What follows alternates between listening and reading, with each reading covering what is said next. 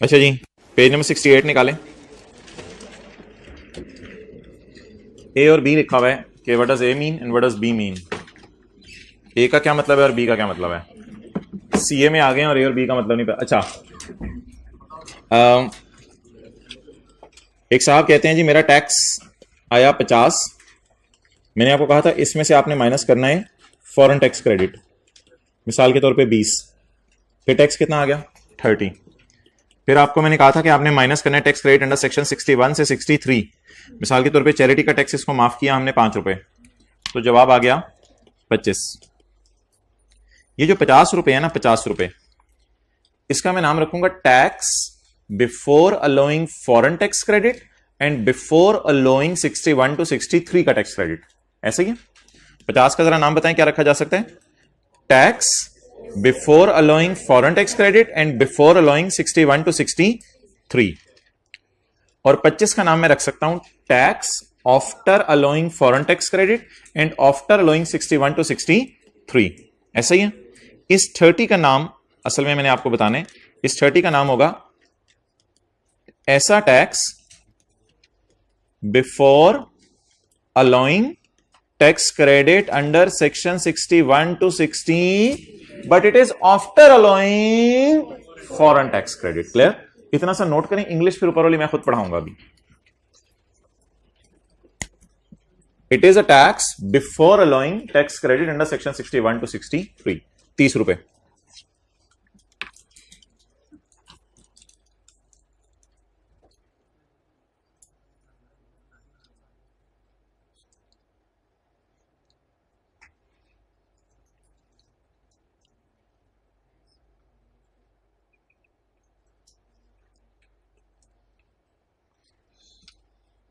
देखिए भाई, इधर से लेक्चर लेके चले जाए वरना टीचर ने आपके घर तक आ जाना है यूट्यूब के ऊपर, तो वो फिर मुनासिब नहीं होगा। कोई बात नहीं कि हाँ मान जाए, किसी तरह मान जाओ। अच्छा, किसने जाना था लेकिन अब बातें सुन सुन के नहीं जा रहा। वेल डन, वेल डन, एक हो गया है। किधर है, कौन सा शहर है इनका। हाँ जी, भावल नगर। 6 घंटे जुम्मे तक चले जाओ, जुम्मा पढ़ के चले जाना जैसे। संडे वाले दिन जाओ। चलो good. Point A, point A is the amount of tax payable. अच्छा, असल में मसला ये है कि हमारे साथ सैलरी का चैप्टर आगे शुरू हो जाना है और वो फिर 15-20 दिन पे चलना है, तो उसमें अगर आपका कोई बीच में लेक्चर मिस हो गया तो आपके लिए मसला नहीं, मसाइल खड़े हो जाएंगे। तो जैसे भी आपकी मर्जी है, इधर बैठ के ले लें, ज़्यादा बेहतर है। ए इज द अमाउंट, एक माहौल बना होता है, सारे आए होते हैं। A is the amount of tax payable for the year before allowing any tax credit, लेकिन इसको वाज़ेह तौर पे लिख लें under section 61 to 63। Under section 61 to 63। असल में यहाँ फॉरेन का उसने जिक्र नहीं किया। फॉरेन का ना उसने नीचे जाके एक जगह जिक्र कर दिया कि फॉरेन टैक्स रेट आपने पहले देना है, तो इसका मतलब है कि ये वाला आपने बाद में देना है। तो इसको ना आपको मैंने बताया था कि इस फिगर को यूज करना है ए ओवर बी इंटू सी के तौर पे। याद आ रहा होगा आपको, मैंने जिस वक्त वो न्यूमेरिकल करवाया था कैपिटल गेन चाइना बिजनेस टोपिया वाला, तो इसको हमने ए के तौर पे यूज किया था जब 61 टू 63 वाला टैक्स निकाल रहे थे। तो A is the amount of tax before allowing tax credit under section 61 to 63। अच्छा, कल वो हमारा एक पॉइंट रह गया था 65F में, जो लोग 3 किस्म का काम कर रहे हैं। अच्छा यार, हाँ, एक दो चीज़ें आपको बतानी थी, और वो ये बतानी थी कि ये जो वुमेन एंटरप्राइज वाला टैक्स माफ होना है ना, ये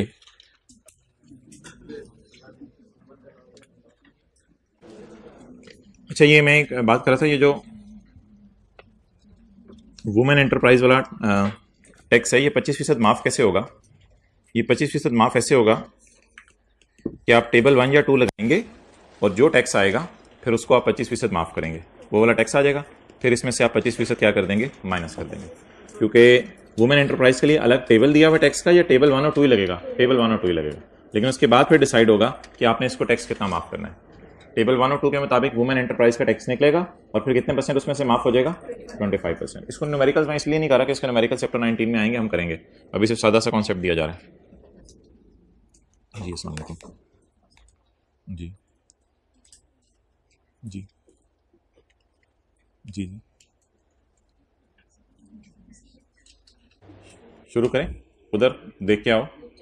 अच्छा, तो मोहतरम, ये वुमेन एंटरप्राइज के बारे में बात करनी थी। अच्छा, कल हम पढ़े थे 65A 65F पढ़े थे कल हम। 65F निकालें, कोई नहीं, ठहरे बंद हो गए, कोई मसला नहीं। पेज 72 पे आए, 65F निकालें।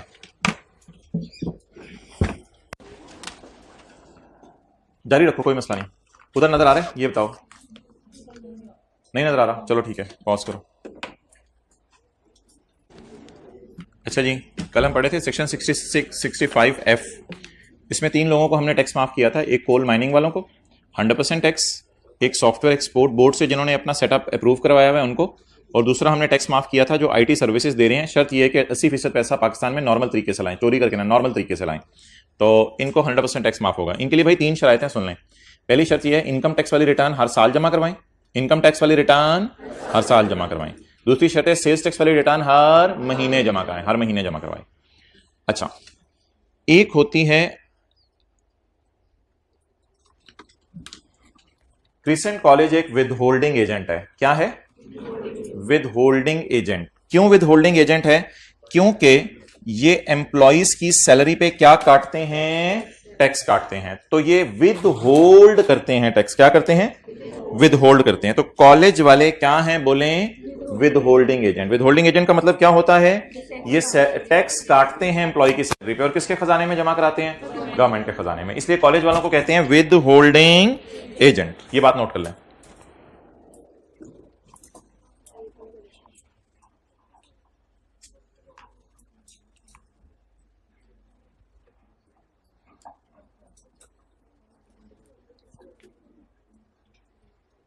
अब पॉज कर दो ना, फिर क्या हो सकता, इधर ले आओ। तो क्रिसेंट कॉलेज वाले विद होल्डिंग एजेंट हैं।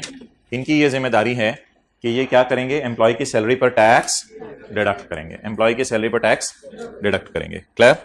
अच्छा, अब मुझे बताएं, अगर क्रिसेंट कॉलेज वाले एम्प्लॉयज की सैलरी पर टैक्स डिडक्ट करते हैं तो क्या ये हुकूमत को बताएं कि हमने साल में किस किस की सैलरी पर डिडक्ट किया, या ना बताएं?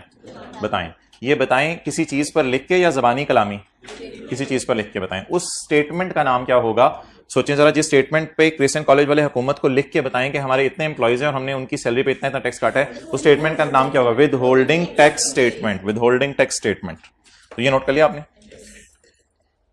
ये नोट कर ले, फिर मैं आगे इंग्लिश पढ़वाता हूं।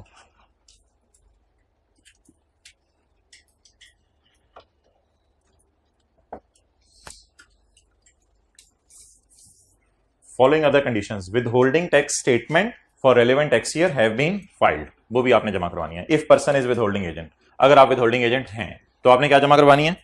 withholding tax statement। तो withholding tax statement उर्दू में लिखने क्या होती है?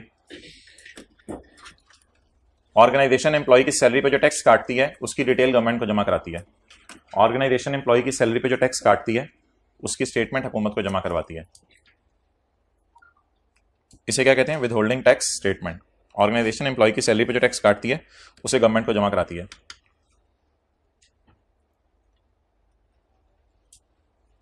This is called as withholding tax statement.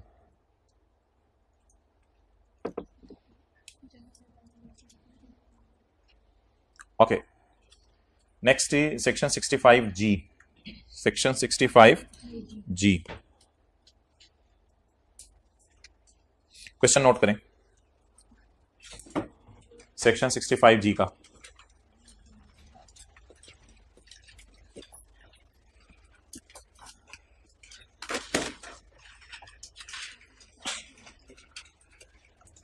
Tax कितना है जी एक बंदे का? 9 लाख। इसने प्लांट खरीदा कितने का? 5 मिलियन का। ये नया सेक्शन है 65G।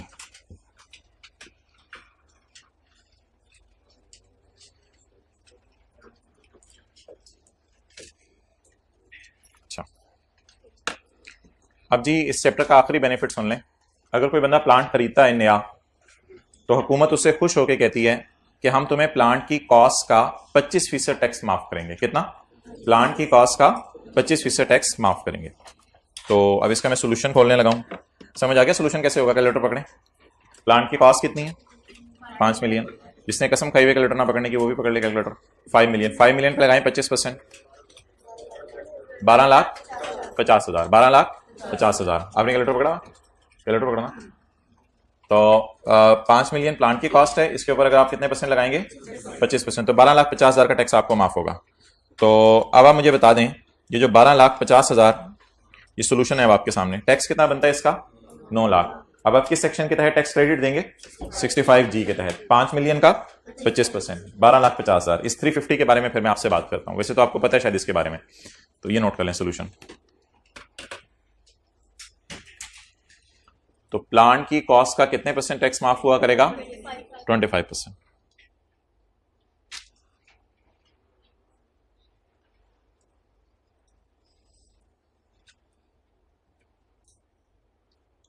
ये टैक्स ये 2015 है मिसाल के तौर पे जी। टैक्स कितना बन रहा है 9 लाख, माफ कितना हो रहा है 12,50,000। कितना टैक्स ऐसा है जो माइनस नहीं हो सका 3 लाख। इसके साथ क्या करें, इट शैल बोले बोले बोले बोले it shall not be carried forward, अगले साल माइनस नहीं हो सकता। It shall not be refunded, वापस नहीं मिल सकता। It shall not be carried back to the preceding tax year. ये बात क्लियर हो गई, समझ आ गई? ओए होए होए होए होए होए होए होए होए होए होए होए होए होए होए, इधर आओ, जल्दी आओ। ओए होए होए होए होए होए होए होए होए होए होए होए ओए होए होए होए होए होए होए होए, जाओ वापस। Can you believe your eyes? At least I can't यार, नहीं होगी, समझ नहीं आ रही कैसे पढ़ाऊं। इन मे बी कमाल होगी। वो देखो वो खुशी नहीं हो रहा यार, वो कह रहे मेरा बिजनेस नहीं है ना, मुझे क्या। तो भैया ये वाहिद ऐसा टैक्स है विच कैन बी, अगर आप 2015 में माइनस नहीं कर सके तो 16 में माइनस कर लें। इनके न्यूमेरिकल्स हमने ना लॉसेस के चैप्टर में करने हैं, कैरी फॉरवर्ड कैसे करते हैं उसका न्यूमेरिकल अभी नहीं करा रहा मैं, बस बता रहा हूं सिर्फ। 15 में माइनस नहीं कर सके 16 में कर लें, 16 में माइनस नहीं कर सके 17 में कर लें, लेकिन उसके बाद नहीं। बस 2 साल अगले माइनस हो सकता है, किसी 2 साल भी अगले अगर आपका टैक्स अच्छा खासा आ जाता है तो उसमें से आप 3.5 लाख माइनस कर लें। ओके, पढ़ें जी section 65G। A tax credit of 25% of eligible investment amount। Eligible investment amount से मुराद है परचेज की cost, purchase cost. Tax credit of 25%, इधर देखें, tax credit of 25% of eligible investment amount is allowed. 25% tax आपको माफ होगा to eligible person. Eligible person हम नीचे पढ़ते हैं क्या है, to eligible person in the year of purchase. Investment से मुराद परचेज। तो प्लांट खरीदने पे आपको कितने फीसद टैक्स माफ होगा 25%। It will be allowed, allowed का मतलब है डिडक्टेड। चले मैं लिख देता हूं, किताब पे नहीं लिखना था, मैं आ रहा हूं, फिर आप कहेंगे घर तक आ गए हैं। जो जा रहे हैं, जाने वाले ने तो जाना है, हम उसको रोक सकते हैं, थोड़ी कोशिश करें, अफ्तारी करा दें उसे आज की। इट विल बी अलाउड, ये माइनस करने की इजाजत है against the normal tax liability. यार इसको ना ऐसे याद कर लिया करें, ये फाइनल और मिनिमम इस चैप्टर के आपके सिलेबस में कोई नहीं है, वैसे ही ब्रैकेट वाले को ब्रैकेट में याद कर लिया करें ऐसे बस। It will be allowed against normal tax liability. Normal tax liability में से ये माइनस होगा। It will be allowed against normal tax liability. Unadjusted amount का क्या मतलब है, जो माइनस होगी या जो नहीं हो सकी। Unadjusted amount may be carried forward to subsequent 2 tax years. Subsequent 2 यानी 15 में अगर माइनस नहीं हो सकी तो आप कहां जाके माइनस होगी, या 16 में या 17 में। क्लियर? अच्छा, अब आप क्या क्या खरीद सकते हैं। आप नई मशीन खरीद लें, नई बिल्डिंग खरीद लें, नया इक्विपमेंट खरीद लें, नया हार्डवेयर खरीद लें, नया सॉफ्टवेयर खरीद लें। अगर आप ये चीजें खरीदें तो आपको टैक्स माफ होगा। हमने क्या खरीदा था, प्लांट। हमने क्या खरीदा था, प्लांट। क्या ये प्लांट के खरीदने पे है या बाकी चीजें भी खरीद सकते हैं? Eligible investment means an investment made in the purchase and installation of बला बला बला। लेकिन अफसोस के साथ ऐलान किया जाता है कि अगर आपने 2 चीजें खरीदी तो टैक्स माफ नहीं होगा। 2 चीजें अगर आपने खरीदी टैक्स माफ नहीं होगा। सेल्फ क्रिएटेड सॉफ्टवेयर क्या होता है, बना बनाया खरीदा जो ऑर्गेनाइजेशन में खुद बनाया। अगर खुद बनाया आपने सॉफ्टवेयर तो टैक्स माफ नहीं होगा। एक ये फारिग हो गया। और दूसरा used capital goods. Capital goods यही है, building, equipment, hardware, software, use capital goods. ये रेपिटेशन है। ऊपर बता रहे कि न्यू के खरीदने पे टैक्स माफ है, तो इंप्लाइड है कि यूज्ड पे टैक्स माफ नहीं है। यूज तो एक्सेप्शन में चला गया ना फिर, तो ये रेपिटेशन है। न्यू का मतलब ही यही है कि न्यू पे टैक्स माफ होगा एक्सेप्ट यूज्ड, तो वही मतलब है। तो यूज्ड पे टैक्स माफ नहीं होगा। अगर आपने यूज बिल्डिंग खरीदी, यूज प्लांट खरीदा, यूज से मुराद है ब्रांड न्यू या सेकंड हैंड, सेकंड हैंड, तो फिर आपको टैक्स माफ नहीं होगा।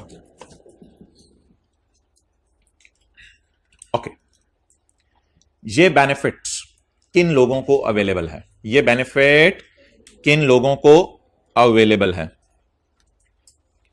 जितना जितना मैं आपको पढ़ाऊंगा ना, उतना उतना आपने पढ़ना है।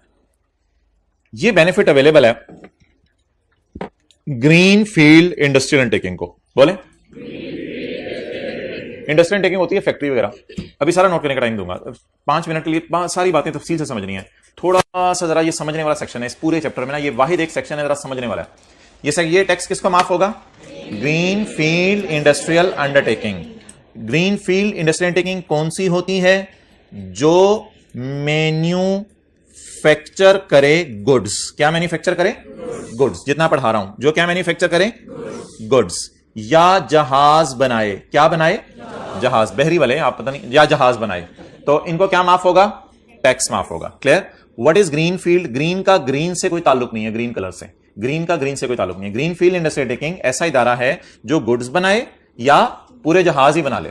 गुड्स में कुछ भी आ जाते हैं, एसी बनाए, पंखे बनाए, कोई मतलब कैलकुलेटर बनाए, गुड्स बनाए बस। ठीक है।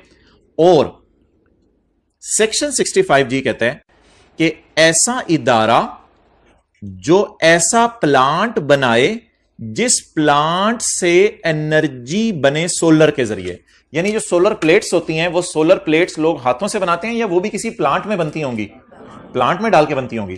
तो सोलर प्लेट्स बनाने वाला प्लांट अगर कोई बंदा पाकिस्तान में लगा ले तो भी उसको ये टैक्स माफ होगा। ये थोड़ा सा इंग्लिश का फिक्रा समझने वाला है, पिछले वाले आसान थे, ये जरा समझिएगा। ऐसा इदारा जो प्लांट बनाए for energy generation from solar. Solar से एनर्जी निकालने के लिए जो है प्लांट बनाना पड़ेगा, तो इससे सोलर प्लेट्स बनेंगी। तो ये 2 किस्म के इदारे हैं जिनके ऊपर आपको टैक्स माफ होगा। ये जो मैंने पर्पल में लिखा है, ये भी आपने पढ़ना भी नहीं और नोट भी नहीं करना, बाकी ये नोट कर लें, ज़बानी याद कर लें। चीजें बनाने पे भी टैक्स माफ होगा, शिप बिल्डिंग पे भी टैक्स माफ। इन दोनों का मुश्किल सा नाम ग्रीन फील्ड अंडरटेकिंग। इसका नाम ग्रीन फील्ड नहीं है, ये अजीब फील्ड अंडरटेकिंग है अपनी तरफ से। तो अजीब फील्ड अंडरटेकिंग कौन सी अंडरटेकिंग है? जो ऐसी एनर्जी बनाए जिससे सोलर प्लांट्स बना, ऐसे प्लांट बनाए जिससे सोलर प्लेट्स बन सकें। जी बिल्कुल, चलें जल्दी करें।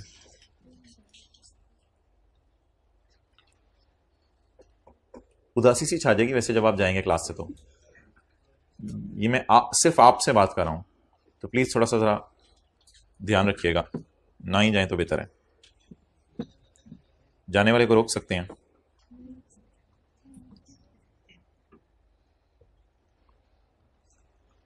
भाई हॉस्टल वगैरह बंद हो रहे हैं, तो किसी होटल वगैरह में 2-3-4 लोग रूम शेयर करके 2-3 दिन। क्या कह रहे हो? बोलो, आवाज नहीं आ रही। पता नहीं तो कितने रहना है। मैं 5 स्टार की थोड़ी बात कर रहा हूँ, किसी भी 2-3 स्टार में बंदा कंफर्टेबली रह सकता है।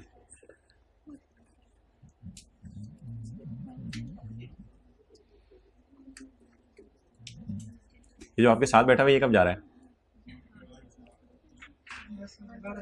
क्या इरादा कर लिया कब जाने का? हाँ, आज। कहाँ जाना है आपने? पेशावर जाना है। तो पेशावर कल नहीं चल रही होंगी बसें से? अच्छा, पिंडी तो संडे को भी चलेंगी, पिंडी तक चले जाना। पिंडी से पेशावर तो ईद वाले दिन भी चलेंगी, चलती है ना? ओके। मुझे नहीं पता, नहीं मेरे तो इतनी हिम्मत होती छुट्टी करने की, आप लोग कैसे कर लेते हैं हिम्मत? बहुत हिम्मत चाहिए इसके लिए। ओके, अच्छा जी, अब अगली 2 बातें आपने बड़ी गौर से समझनी है।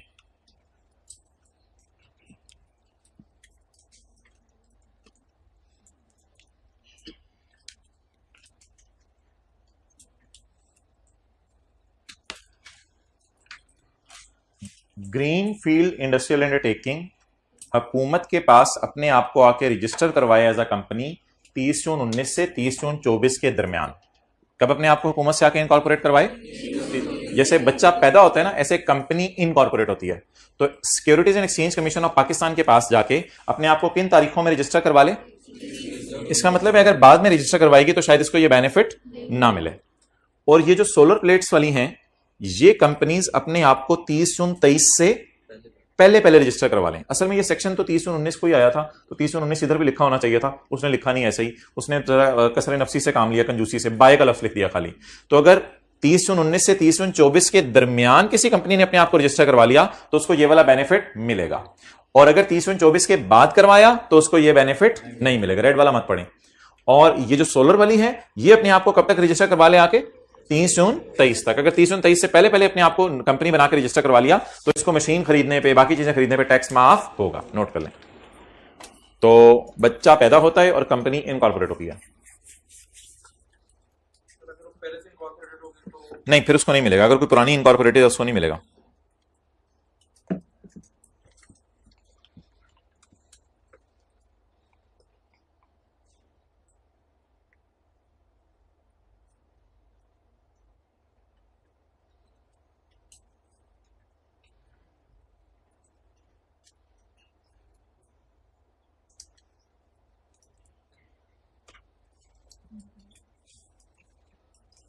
ओके,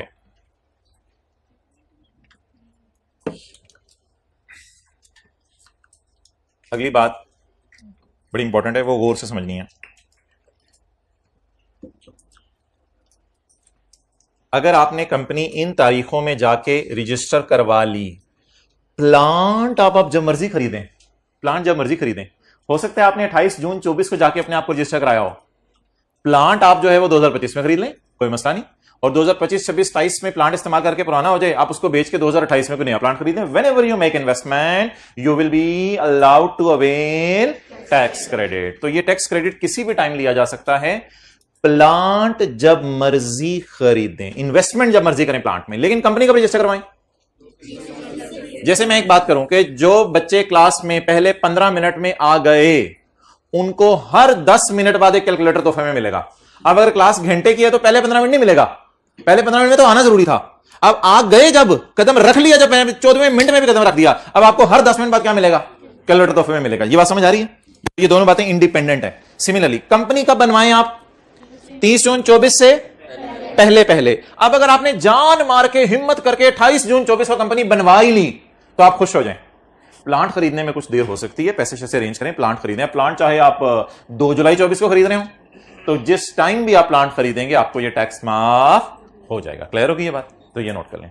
टैक्स क्रेडिट कब मिलेगा? Whenever you make investment। Whenever you make investment का क्या मतलब है? यहां पे लॉ मेकर ने कंजूसी की या सखीपन दिखाया? सखीपन दिखाया। प्लांट खरीदे कंपनी तो टैक्स माफ हो रहा है ना, तो कंपनी इस अरसे में बन जाए और उसके बाद प्लांट जब मर्जी खरीदे। तो ये प्लांट खरीदने की डेट नहीं है, ये किसके रजिस्टर होने की डेट है, और नीचे किसकी तारीख है? प्लांट जब मर्जी खरीदे।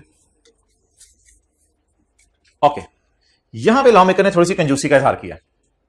यहां पे उसने कहा है कि, समझिएगा, यहां पे उसने कहा है कि अगर आपने प्लांट खरीदा, अगर आपने कंपनी रजिस्टर करा ली 30 जून 23 तक, मिसाल के तौर पे आपने 22 जून 23 को कंपनी रजिस्टर कराई, अब आप पहले 5 साल जो इन्वेस्टमेंट्स करेंगे उन पर टैक्स माफ होगा। 22 जून 23 को आपने कंपनी रजिस्टर कराई, 22 जून 24, 22 जून कंपनी रजिस्टर करा ली, शुक्र है, ये वाला बेनिफिट आपको मिलना चाहिए, इनकॉर्पोरेट आपने करा लिया। तो 30 जून 23 से पहले 22 जून 23 को आपने कंपनी रजिस्टर करा ली। अब आप जब मर्जी प्लांट खरीदे नहीं, अब आप सिर्फ प्लांट खरीद सकते हैं 22 जून 24, 22 जून 25, 22 जून 26, 22 जून 27, 22 जून 28 for investments made in 5 years of setup. ये इन्वेस्टमेंट चाहे आप 15 साल बाद भी कर लें तो टैक्स माफ हो जाएगा, 2034 में जाके भी आप प्लांट खरीद लें तो टैक्स माफ हो जाएगा। लेकिन इसका कब प्लांट खरीदना पड़ेगा? 5 साल के अंदर अंदर। तो यहां पे थोड़ी सी ऊपर भी थोड़ी सी कन जूसी की थी, 24 की बजाय 23 की डेट कर दी थी, और इधर नीचे भी थोड़ी कन जूसी।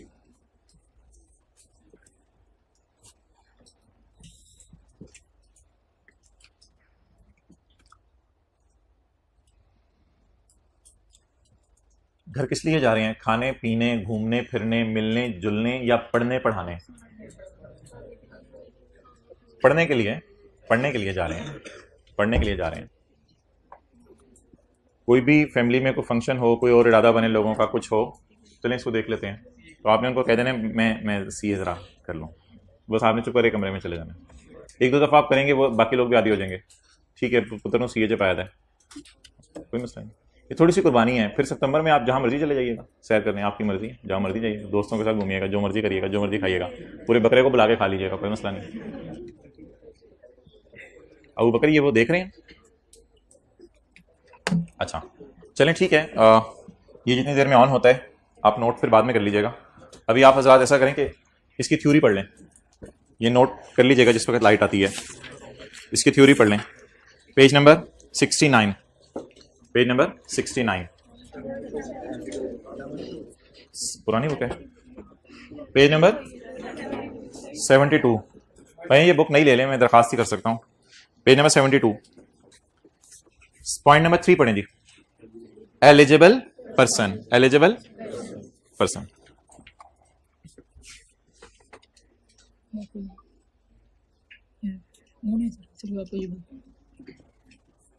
चलें ये नोट कर लें जो आप कर रहे थे। पिछली सॉरी किसकी बुक है?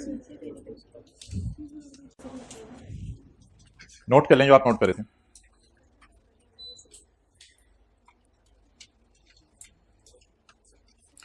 अब आखिरी दफा मैं आपको बात पूरी तफसील से बताने लगा हूं, अटेंटिवली आपने सुननी है। ग्रीन फील्ड इंडस्ट्रियल टेकिंग चीजें बनाती है, जो मर्जी चीजें बनाए, पंखे बनाए, कैलकुलेटर बनाए, जो मर्जी बनाए, या फिर शिप्स बनाती है।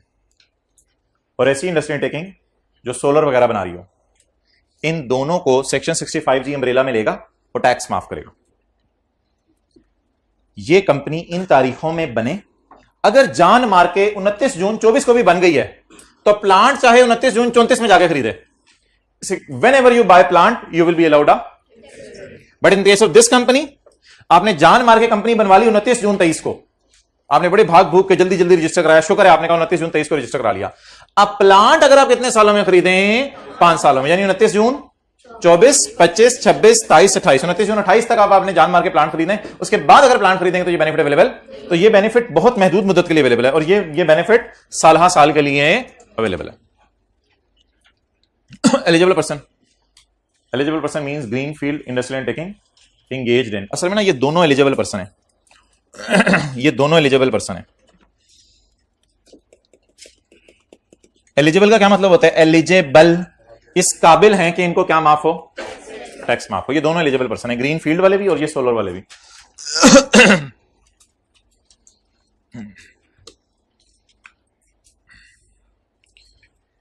तो eligible person means green field industrial taking engaged in the manufacturing of goods, or engaged in बोले ship building, or putting goods to any other process which substantial changes their condition. ये कल बात हुई थी। अच्छा, ग्रीन फील्ड के लिए एक लिमिट है, वो लिमिट क्या है?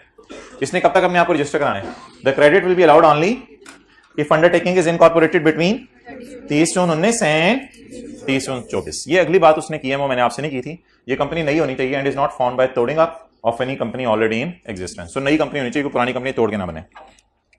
मैंने आपको क्या थ्योरी में ये वाली बात पढ़ा दी है? ये वाली बात अभी पढ़ ली हमने, ये बात पढ़ ली, ये बात पढ़ ली, ये मैंने अपनी तरफ से लिखवाई है, लॉ में नहीं लिखी हुई। जब लॉ खामोश हो तो फिर लॉ में ये बेनिफिट लामतना ही वक्त के लिए अवेलेबल होता है। ये बात मैंने अपनी तरफ से लिखवाई है, ये मैंने आपको किताब में नहीं पढ़वाई। आप किसकी तरफ मूव करें? सोलर वाली की तरफ। सोलर वाली आपको पता है इंडस्ट्रियल टेकिंग की सेटअप बाय 30 जून 23। ये कब तक बनी हो? 30 जून 23 तक। And is engaged in the manufacturing of plant, manufacturing of machine, manufacturing of equipment and manufacturing of items with dedicated use. ये प्लांट डेडिकेटेडली क्या कर रहा है? सोलर बना रहा है। डेडिकेटेड होता है मल्टीपल यूज, इसका कोई नहीं है, काट दें इसको छोटे बड़े। डेडिकेटेड यूज, डेडिकेटेड यूज का क्या मतलब है? सिर्फ और सिर्फ। क्यों? फॉर जनरेटिंग एनर्जी, रिन्यूएबल को ब्रैकेट में ले लें, for generating energy from sources like solar. की जो सोर्सेज हैं, सोलर से एनर्जी प्रोड्यूस करना इसका मकसद है। क्लियर? सोलर से या विंड से। और ये बेनिफिट कब तक अवेलेबल है? For a period of 5 years beginning from the date such undertaking is जब वो अंडरटेकिंग बनी तब से आगे 5 साल तक ये बेनिफिट अवेलेबल है। ये ना आपको याद करने में थोड़ा टफ टाइम देगा पॉइंट बी। इससे पिछला जितना पढ़ाया वो इतना टफ टाइम नहीं देगा, पॉइंट बी थोड़ा याद करने में टफ टाइम देगा। दोबारा पढ़ लें। It is an industrial taking setup by 2329 engaged in the manufacturing of plant for generating energy from sources like solar। तो इसलिए इस इंग्लिश को मैंने यहां दोबारा एक दफा लिखने की कोशिश की थी। Industrial taking manufacturing plant for generating energy from solar. ये फिक्रा थोड़ा सा बस याद करना पड़ेगा, बाकी फिक्रे आसान है। और ये कंपनी कब तक बन जाए या इदारा कब तक बन जाए? 23 तक। और प्लांट कब खरीदे? बनने के 5 साल के अंदर अंदर। अगर किसी भी वक्त प्लांट खरीद ले इनको टैक्स माफ, लेकिन अगर 5 साल प्लांट ना खरीदे, छठे साल जाके खरीदे, कोई मसला पड़ जाए तो फिर इसको टैक्स माफ नहीं होगा। अब आखिरी डेफिनेशन क्या? Green field industrial. Green field होती क्या? कहते ग्रीन फील्ड ऐसी होती है जिसकी लैंड भी नहीं हो, बिल्डिंग भी नहीं हो, कंपनी भी नहीं हो और टेक्नोलॉजी भी नहीं हो। और कर क्या रही हो वो मैंने आपको बता दिया है। वो या शिप बिल्डिंग कर रही हो या मैन्युफैक्चरिंग ऑफ गुड्स कर रही हो कौन? जिसकी लैंड नहीं हो, बिल्डिंग नहीं हो, कंपनी नहीं हो, टेक्नोलॉजी नहीं हो। कर क्या रही हो? मैन्युफैक्चरिंग ऑफ गुड्स कर रही हो या शिप बिल्डिंग कर रही हो। तो इसको ग्रीन फील्ड इंडस्ट्रियल अंडरटेकिंग कहते हैं। तो लिख लें, ग्रीन फील्ड इंडस्ट्रियल अंडरटेकिंग क्या होती है? जिसके लैंड नहीं हो, बिल्डिंग नहीं हो, कंपनी नहीं हो और टेक्नोलॉजी नहीं हो।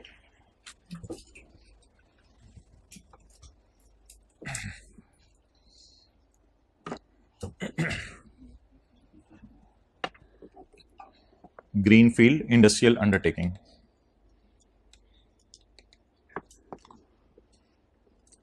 कितने लोगों को लग रहा है कि घर जाके हम बिल्कुल जबरदस्त तरीके से पढ़ सकेंगे?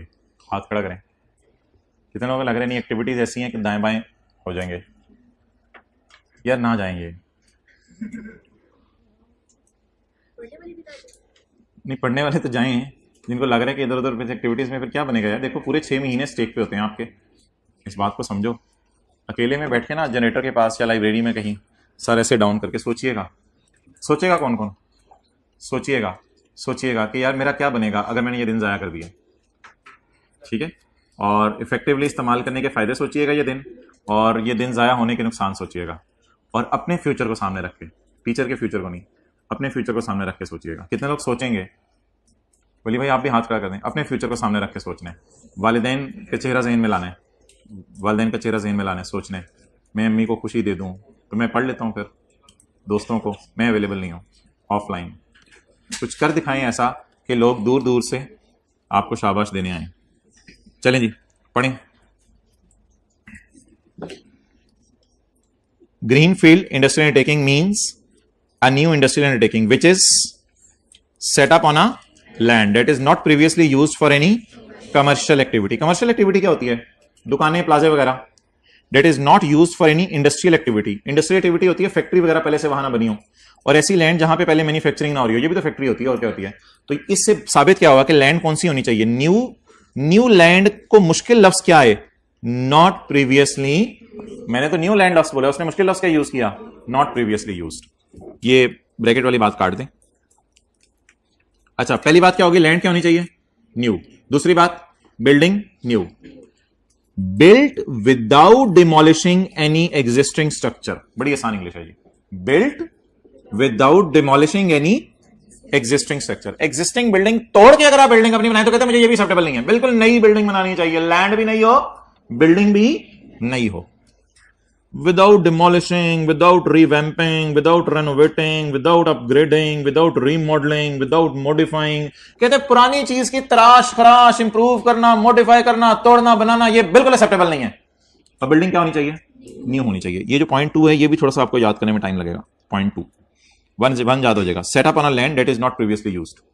अच्छा, तीसरी, नॉट फाउंड बाय तोड़िंग अप और दोबारा जोड़ना of N undertaking already in existence. पहले से न्यू कंपनी भी न्यू होनी चाहिए, पुरानी कंपनी तोड़ के जो कंपनी ना बनी हो।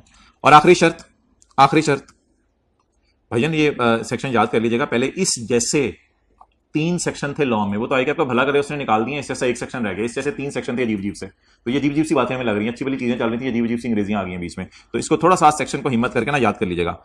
आखिरी बात, using any process or technology that has not earlier been used in Pakistan. ऐसी कोई टेक्नोलॉजी लाएं, ऐसे कुछ पढ़ें कि पाकिस्तान में वैसा पढ़ा ना जाता हो पहले। अच्छा, using any process or technology that has not earlier been used in Pakistan and is approved by engineering development. और ये नहीं कि जिस टेक्नोलॉजी को आप नहीं कह रहे हो वो टेक्नोलॉजी नहीं है। टेक्नोलॉजी वो नहीं होगी जो किसकी नजर में नहीं हो, इंजीनियरिंग डेवलपमेंट बोर्ड की नजर में नहीं हो। और इन द एंड भाईजान ये सारा अरेंजमेंट आपने किससे अप्रूव कराना है? कमिश्नर हमारा वाला इनकम टैक्स वाला, कमिश्नर इनकम से अप्रूव कराना है। और this definition is applicable from 1 July 2019 and onwards. तो ये कॉन्सेप्ट किस वक्त आया था लॉ में? 1 जुलाई 2019 और उसके बाद के लिए आया था। अच्छा जी, बता दें ग्रीन फील्ड इंडस्ट्रियल टेकिंग की 4 कैरेक्टरिस्टिक्स। नंबर 1, भाई ये न्यू लैंड न्यू बिल्डिंग लिख के गुजारा नहीं चलेगा। Land that is not previously used, बोले जरा फूल झड़े। घर में भी इसी तरह बोलेंगे। मैं कहूंगा हाथ खड़ा करें, हाथ खड़ा करेंगे। Well done, well done, well done. Land is not previously used. Built without demolishing any existing structure. Built without demolishing any existing structure. घर में साथ वाले को ऐसे पूछेंगे जब मैं इशारा कहूंगा, ऐसे पूछें, उससे कुछ पूछेंगे उससे। ओके। नॉट फॉर्म्ड बाय तोडिंग अप और रीजोडिंग of any business already in and uses any process or technology that has not earlier been used in Pakistan. ये 3 सेक्शन मेरे भाई पिछले साल लॉ में नए आए हैं। 3 सेक्शन इस अटेम्प्ट में आई कैप ने जो है वो ये वाला टेस्ट कर लिया है 65F। कल मैंने आपको दिखाया भी था। अब बहुत ज्यादा चांस है कि इस अटेम्प्ट में वो सेक्शन 65G टेस्ट करे। न्यूमेरिकली टेस्ट नहीं करेगा, थ्योरी का सवाल आएगा। ग्रीन फील्ड की डेफिनेशन आ जाएगी, एलिजिबल पर्सन की डेफिनेशन आ जाएगी, इनकी डेफिनेशन आ जाएगी। तो ये बहुत चांस है कि ये टेस्ट हो। तो इसलिए इस अंग्रेजी को आपने अच्छे तरीके से याद करना है। ठीक है जी, चैप्टर 5 में आ जाएं। बस बोरिंग सी चीजें खत्म हो गई, बड़ी इंटरेस्टिंग चीज है आज एक। चैप्टर 5 में आए, पेज नंबर 55 पे। चैप्टर 5 में आए, पेज 55 पे, पहला सफा।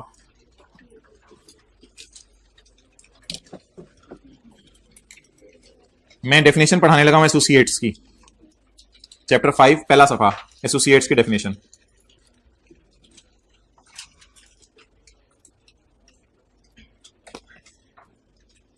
शेख रशीद कौन है जी? क्या कहते हैं? मैं प्रिंसिपल हूं। और इंजमाम क्या कहते हैं? मैं इसका। और शाहिद अफरीदी क्या कहते हैं? मैं इसका एजेंट हूं। शेख रशीद ने कहा इंजी भाई आप ऐसा करें, आप जो है गर्मियों के मौसम में मुल्तान में जाएं, वहां से मैंगो खरीदें और मैंगो खरीद के बेचें, मैं आपको कमीशन दूंगा। ठीक है जी, कोई मसला नहीं बॉस, हुक्म आपका। शाहिद अफरीदी को बुलाया इसने और शाहिद अफरीदी को कहा शाहिद भाई आप सर्दियों के मौसम में सरगोदा जाएं और सरगोदा जाकर वहां से ऑरेंजेस खरीदें और खरीद के बेचें, मैं आपको क्या दूंगा? कमीशन दूंगा। तो मुझे बताएं क्या ये दोनों एजेंट करार दिए जाएंगे? बिल्कुल।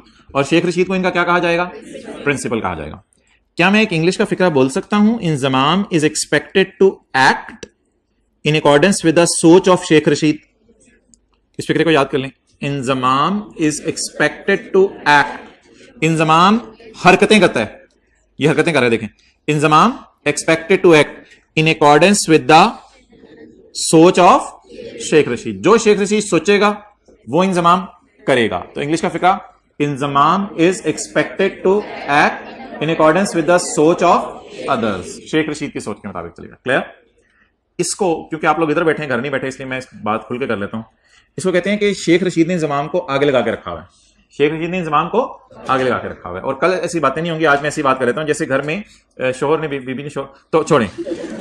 तो इस तरह शेख रशीद ने इंजमाम को आगे लगा के रखा हुआ, नोट कर लें, आगे लगा के रखें। हैंड फ्री लगा के लेक्चर सुन लीजिएगा, ऐसा कर लीजिएगा, हैंड फ्री लगा के सुन लीजिएगा। चलें चलें जल्दी, हैंड्स में लेकिन बॉल पॉइंट पकड़ लीजिएगा, बिल्कुल ही हैंड्स फ्री ना हो जाए। कितने लोग हैं जिन्होंने डिसीजन चेंज कर लिया, सैटरडे भी जाएंगे? 1, well done. 1, 2, well done, well done, excellent, keep it up guy. हजारों साल नरगिस बेनूरी पे रोती थी, रोना खत्म कर दिया। चमन में दीदावर पैदा हो रहे हैं।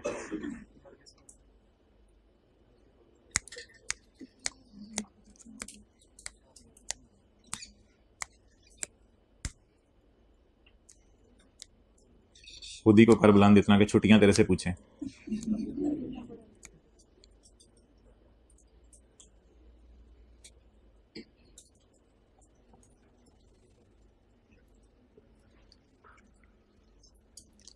ज्यादा छुट्टियां ना बंदे को खराब करती हैं। ज्यादा छुट्टियां, 2, 3, 4, 5 छुट्टी हो फिर भी बंदा हो जाता है। ये जो 7, 7, 8 छुट्टियां होती है ना, ये बंदों को खराब करती हैं, आदत उनकी। अच्छा भाई, इसमें ना अब लॉ मेकर कहते हैं कि ये ना आपस में एसोसिएट हैं, ये आपस में जानने वाले हैं। आप एसोसिएट की डेफिनेशन पढ़ने लगे हैं। और ये भी आपस में क्या है? एसोसिएट हैं। देख रहे हैं ऊपर, ये भी आपस में क्या है? एसोसिएट हैं। और मोहतरम अगर आप ऊपर देख रहे हैं तो ये भी आपस में क्या है, एसोसिएट है। तो ये 3 रिलेशन डेवलप करें एसोसिएट के, 3 जगह टिक लगाएं।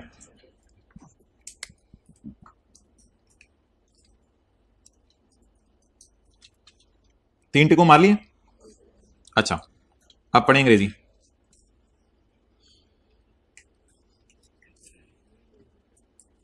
उदास हो जाएगा साथ वाला अगर आप चले गए कल तो। 2 persons shall be associates। 2 बंदे आपस में क्या होंगे, where the रिश्ता between the them is such,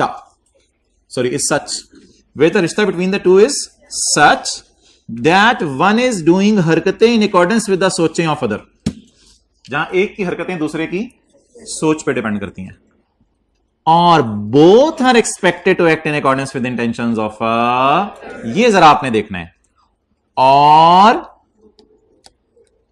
both देखें ना दोबारा, both are expected to act in accordance with the intentions of a third person. मजा आएगा, करें जरा। बोथ आर, अब कौन करेगा इधर अगर आप ना हुए तो। Both are expected to act in accordance with the intentions of third person. यहां थर्ड पर्सन से मुराद कौन है, शेख रशीद। शेख रशीद। बोथ से मुराद इंजमाम और शाहिद अफरीदी, साउथ अफ्रीका नहीं।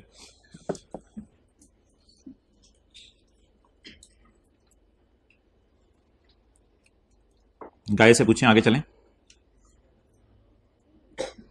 घर वालों ने समझने बायो की क्लास हो रही है।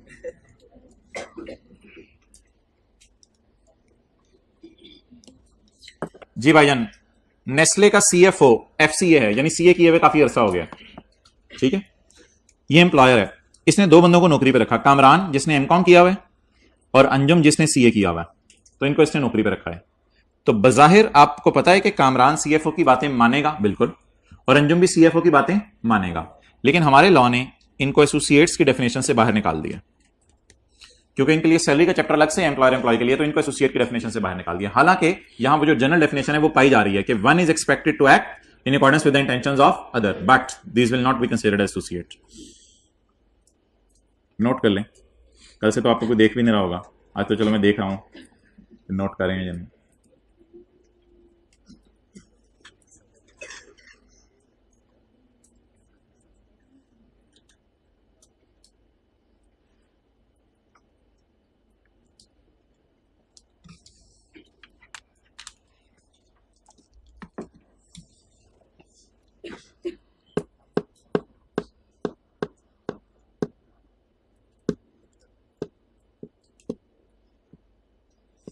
आधा घंटा वालदेन के पास बस अपने डेली बैठना है, और बाकी 13 से 14 घंटे पढ़ लीजिएगा।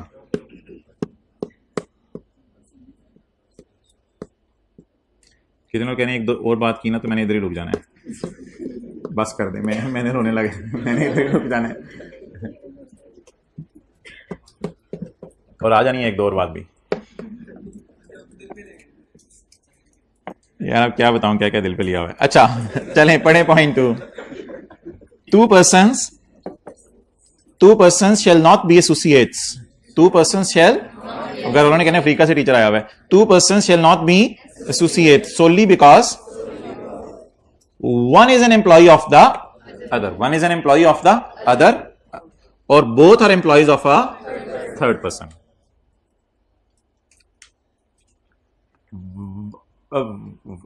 One is an employee of the, आपने ये नहीं समझना कि वीडियो रुक गई है। One is the employee of other, or both are employees of a third person, both are employees of a third person।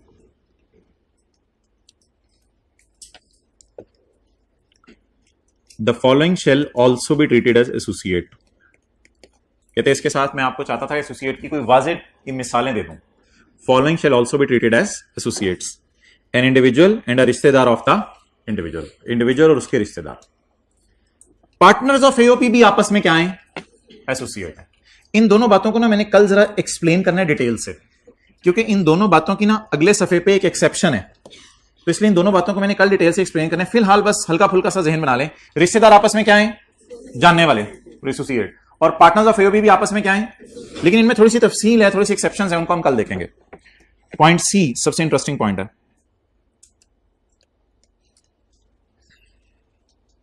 Ji.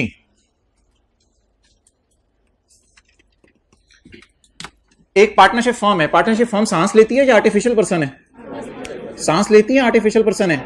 Artificial person है। Mister A सांस लेते हैं तो नेचुरल पर्सन, मिस्टर बी सांस लेते हैं तो नेचुरल पर्सन। मिस्टर ए ने कितने शेयर ओन किए हुए पार्टनरशिप फर्म के?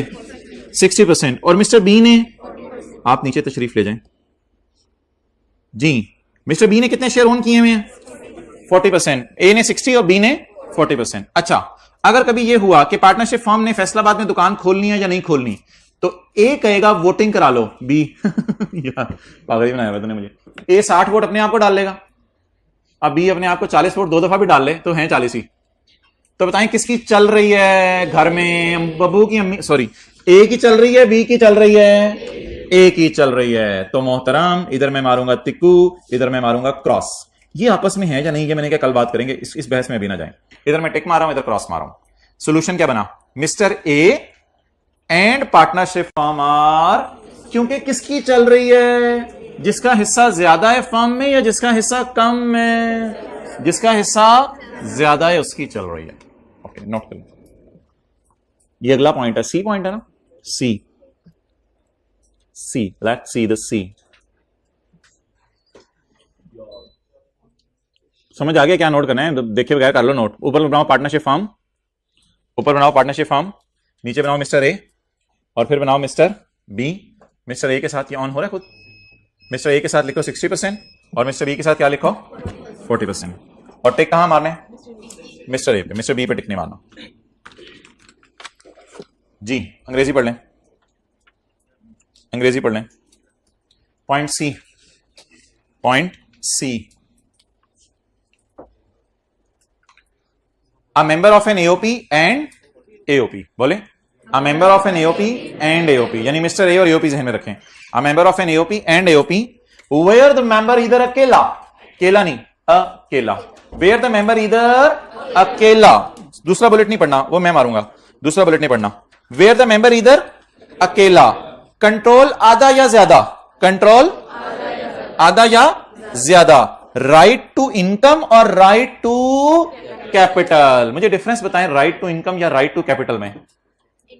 कैपिटल ये होता है कि कारोबार शुरू हुआ था तो लाख रुपया डाला था, तो 60,000 ए ने डाला, 40,000 बी ने डाला, इसको कहते हैं कैपिटल। और प्रॉफिट या इनकम क्या होती है कि कारोबार में से 100 रुपया बचा, 100 में से 60 ले गया ए, 40 ले गया बी, तो ये इसको कहते हैं इनकम। और कैपिटल क्या होता है? जिससे आप पैसा शुरू करें, जिस पैसे से कारोबार शुरू करें, तो सरमाया। Point C, a member of an AOP यानी mister A and AOP where the member इधर अकेला, कंट्रोल आधा या ज्यादा of the right to income और right to capital of AOP. Clear?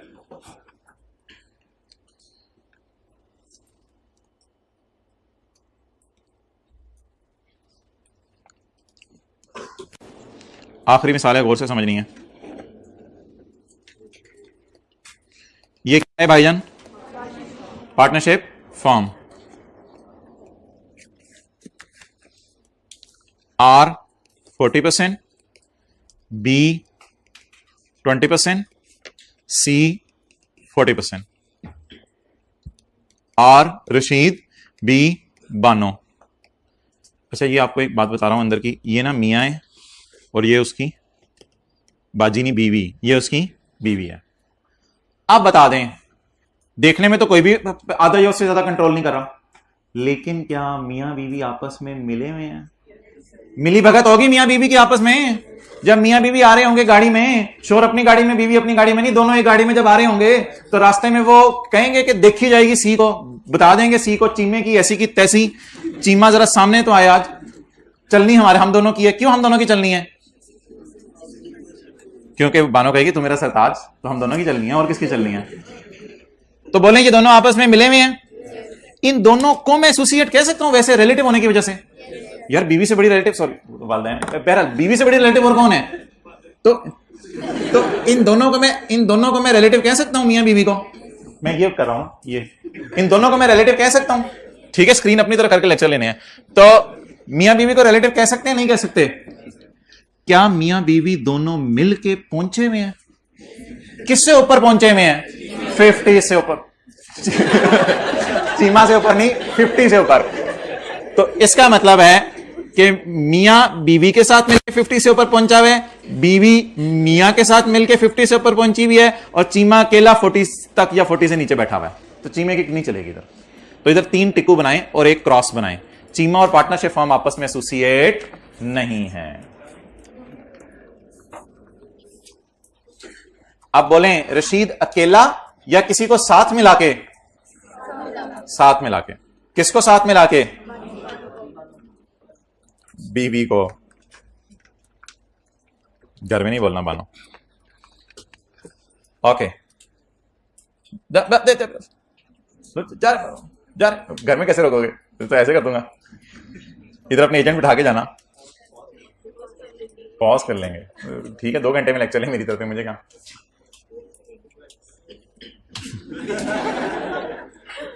Okay,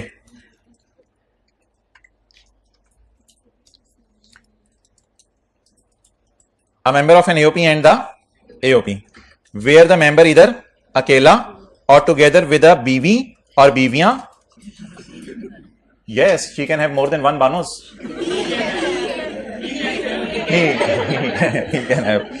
He can have together with बीवी or together with बीवियां।